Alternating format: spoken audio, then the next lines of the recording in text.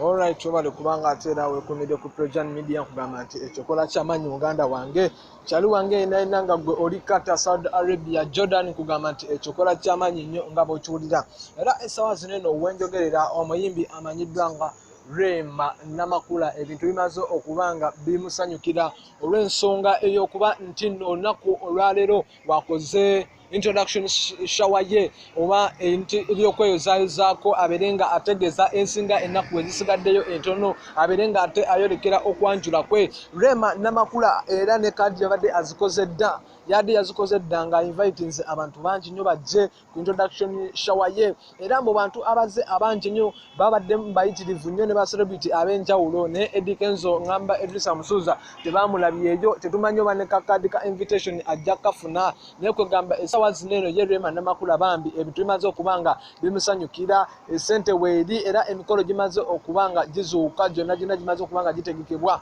Don't forget to subscribe on our channel nga bulijjo era ntebera otumira ku mikwano gyange gyonna abali e Qatar, Saudi Arabia, abali e Jordan, Oman, bane mwenna mbaagala nnyo kuwe bannange sinzana bamala omukolo mulimu gw'amannyo wano Projan Media. Don't forget to subscribe and comment.